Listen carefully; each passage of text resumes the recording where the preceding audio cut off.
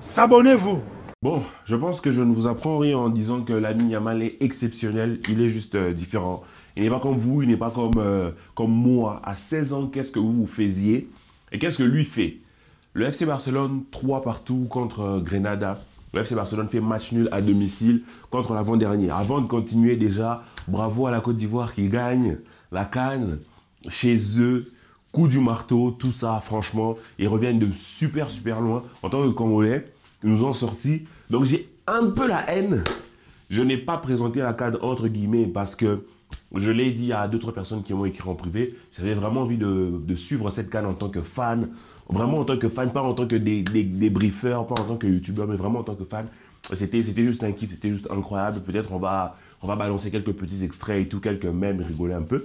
Mais reparlons d'abord de notre très cher Barça, qui encore une fois nous a déçus, bien sûr. Faut rappeler quand même que Grenada est avant-dernier, hein, les gars. Avant-dernier, le grand FC Barcelone. On a déjà 1 milliard de points entre nous et le Real de Madrid, 1 milliard de points entre nous et Grenada, mais on n'arrive pas à gagner contre 1 milliard de points entre nous et Girona, et on n'arrive pas à gagner contre Grenada avant-dernier, qui galère et qui galère et qui galère. Bien sûr, nous sommes le club qui offre les points aux petites équipes. Nous sommes un club de clowns, comme vous le savez déjà. Mais sur ce match, franchement, j'ai envie de vous dire, moi, j'ai pas vu le précédent match, je l'ai vraiment pas suivi parce que j'avais des occupations. Moi, je voulais voir Christensen. On m'a dit Christensen en 6, je me suis dit, je vais voir Christensen en 6, je vais voir le retour de Ter Stegen, ça va être très intéressant. Je vais voir Koubarsi, qui est déjà, je le rappelle, pour cette saison, une énième surprise entre Yamal qui est sorti, entre les Fermin qui nous surprennent. Maintenant, on a Koubarsi. C'est juste exceptionnel, en fait, le centre de formation de la Masia. Le prochain entraîneur doit pour moi avoir la faculté de développer les jeunes parce que le potentiel de ce club, on va le redire et le répéter, il est juste complètement dingue. On en reparle. Mais parlons d'abord de Christensen aussi. Qu'est-ce que vous avez pensé? Vrai avis, vraie question, qu'est-ce que vous avez pensé? Moi, je pense que d'un point de vue purement défensif, c'est-à-dire pour couper les lignes, pour intercepter, il a fait son job, il a fait son taf. Mais le problème, c'est, sachant qu'il était collé vraiment en un contre un, il n'a pas eu la possibilité de sortir le ballon, on n'a pas pu le toucher comme premier relanceur, ce qui fait que dans les sorties de balles, on se retrouvait carrément à 10 contre 11 parce qu'il ne touchait pas le ballon. Alors qu'est-ce que notre monsieur Ter Stegen, qu'est-ce que notre ami Ter Stegen a fait? Il a balancé le ballon à 350 km. Aujourd'hui, le Ter Stegen que l'on a vu, c'est un Ter Stegen, limite il voulait prouver. Je ne sais pas s'il est rentré dans le terrain, il s'est dit je vais vous montrer que je suis de retour. On n'avait pas besoin de ça. Dès qu'il rentre, il fait déjà des bourdes, il fait 4 erreurs. Vraiment, dans les la première partie du match, dans les 25 premières minutes, il fait déjà 4 erreurs qui peuvent déjà nous coûter 4 buts. C'est totalement stupide. Et même sur les buts que nous prenons, il n'est pas du tout exemple de tout reproche. C'est tout simplement n'importe quoi en fait. On fait 3-3 contre Grenade à la maison. Le contenu, il est désolant. Parce que j'ai envie de vous dire, c'est frustrant parce que sur ce Barça-là, la frustration, elle est globale. Mais individuellement, il y a toujours des belles choses. Il y a toujours des belles choses à dire. Mais aujourd'hui, moi, je ne sais pas, est-ce qu'on doit continuer de s'agripper, en fait, à des belles choses, à des belles séquences que l'on a vues. On a vu des séquences très belles entre Pedri, Francky, Cancelo, le but de Lamine Yamal, le premier but, très bien emmené, magnifique. Le but de Lewandowski, magnifique aussi. Pas parce que c'est Lewandowski, mais parce que très belle remise de Gundogan. Vous voyez qu'il y avait des belles choses. Il y avait une action où Lewandowski, poteau vide, il rate complètement. Il envoie une passe carrément sur le défenseur adverse qui réussit aussi vraiment un exploit de sortir le ballon, c'est vrai. Mais ce Barça-là, on peut pas dire que ah dommage, on aurait pu gagner. Moi, ça me dérange en fait. Et si vous le voyez, j'ai même plus la force de faire ce débat-là. Xavi a dit, il s'en va. On va pas. Je ne vais pas en remettre une couche, il s'en va, merci, top. Mais franchement, il était question de faire le job aujourd'hui. Aujourd'hui, le job n'a pas été fait. Le job n'a pas été fait sur ce terrain-là et je suis déçu. J'étais en train de suivre le match, franchement. Ça m'a hypé quand même parce que je me suis dit, ah, ça fait un match que je n'ai pas suivi le club. Je suis un homme amoureux quand même, j'aime ce club et tout parce que tu vois, je suis piqué. Donc ça faisait longtemps que je n'avais pas vu le Barça, donc il me manquait un peu ces petits cons. Je me suis dit, vas-y, je vais suivre le Barça. Et j'étais un peu chaud et tout. Et on joue, très belle organisation, très beau but de Lamine Yamal. Je me suis dit, let's go. Limite, j'avais l'impression que c'était une nouvelle saison. Je me suis dit, ouais, c'est bon, on est lancé. Vas-y, ça va être 1-0, ça va être 2-0. Vas-y, on va enchaîner. J'étais chaud. Et puis, pas du tout. On prend un but stupide. 1-1, puis un but re-stupide. 2-1. Et il a fallu qu'on égalise 2-2. Je me suis dit, Lewandowski égalisé. Je me suis dit, c'est bon. Égalisation, les gars, ça repart. pas du tout. But stupide. Sur le but du 2-1, qu'est-ce qui se passe? Koubarsi délaisse sa zone pour aller jouer le ballon de la tête alors que Koundé est là. Ils ne se parlent pas, ils ne discutent pas. Bien avant ça, le ballon passe devant le nez de Ter Stegen comme ça.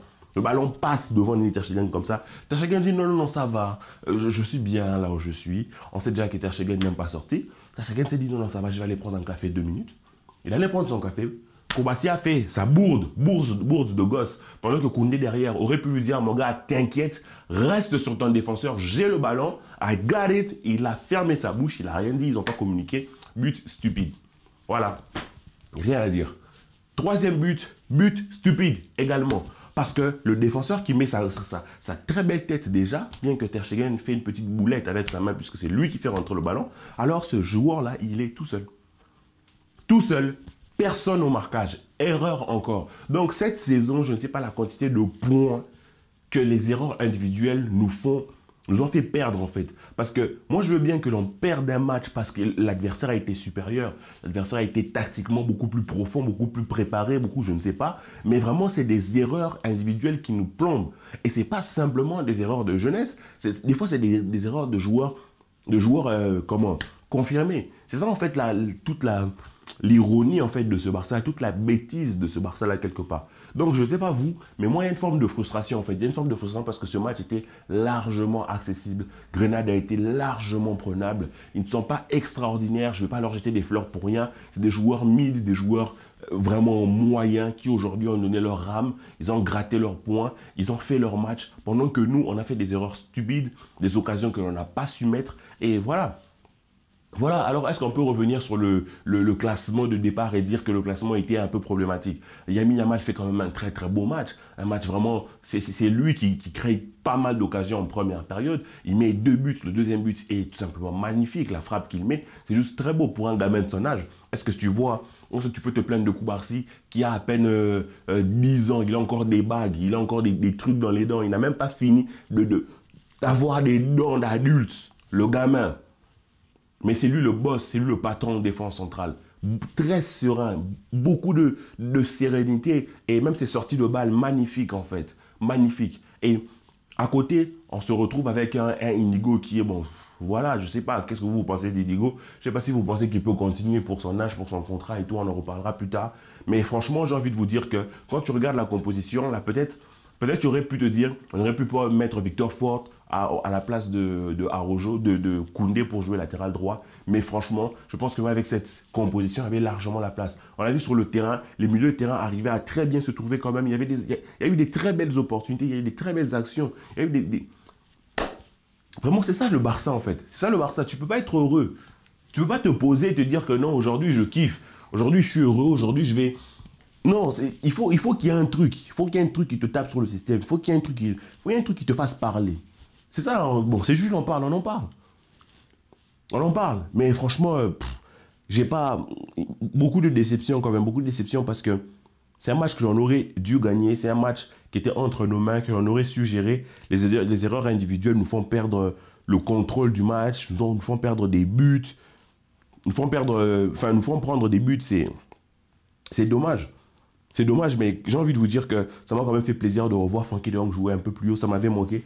Et franchement, vivement que l'on puisse avoir un 6 parce que, encore une fois, Christensen n'a pas su gérer, en fait. Vraiment, il a géré, on va dire, dans le côté défensif, comme je vous ai dit. Mais le fait de se proposer, le fait d'être mobile, un 6, c'est bien, c'est important qu'il soit bon défensivement, bien sûr, mais qu'il soit aussi mobile pour organiser le jeu, pour se retourner, qu'il puisse avoir la faculté en fait de jouer dos au jeu, de récupérer le ballon, se retourner, être face au jeu et orienter. Chose que Christensen n'a pas su faire parce qu'il y avait un joueur sur lui et parce qu'il n'a pas la mobilité des numéro 6. Donc c'est une fonction qu'il peut occuper, libérant Frenkie de Jong comme on a vu aujourd'hui. Mais on ne peut pas aujourd'hui nous dire que ça va être une solution long terme. Ça ne peut pas. Moi, je sais que j'ai vu de ce match, ça ne peut pas. C'est intéressant pour dépanner, mais ça ne peut pas. Limite, je le préfère à Auriol parce que franchement, Auriol... Je sais pas, mais bon, on va pas parler de lui, il n'était pas sur le terrain. Mais c'est juste pour vous dire que si on a un numéro 6, vraiment, on peut avoir un Frenkie qui peut avoir un gros apport offensivement, c'est très intéressant. Aujourd'hui, on a vu un Gundogan qui était en appui sur Lewandowski. Lewandowski, comment décrire son match? Très quantitatif, mais très peu qualitatif, j'ai envie de vous dire. Parce que bon, il touche pas beaucoup de ballons. Je suis fatigué de tomber sur lui en fait, parce que le peu de ballons qu'il touche lorsqu'il est face au but, il a mis ce but-là, mais il y a des opportunités qu'il aurait pu mettre, qu'il ne met pas. Il y a des appels qu'il peut faire, qu'il ne fait pas au premier poteau, ce genre de choses. Il est très souvent excentré et tout. Il veut beaucoup toucher le ballon. Je comprends quelque part son envie de se rassurer avec le ballon au pied, mais je pense aussi que notre jeu ne le favorise pas du tout, parce qu'on ne le touche pas, parce qu'on ne le voit pas, on ne lui crée pas d'opportunité, on ne crée pas de jeu où on va aller vraiment être dangereux dans la zone du 9 en fait, où lui pourrait être, ce qui fait qu'il les zone énormément par subconscientisme, je ne sais même pas si ça se dit. Bon, les gars, ça me fait chier quand même, désolé pour les gros mots sur cette vidéo, mais je suis content d'être de retour, j'ai parlé avec pas mal d'entre vous et j'espère qu'on continuera de discuter et que je continuerai de balancer autant de vidéos et que vous continuerez d'être actifs. Bravo à la Côte d'Ivoire, que la paix soit sur vous les amis, et peace. S'abonnez-vous.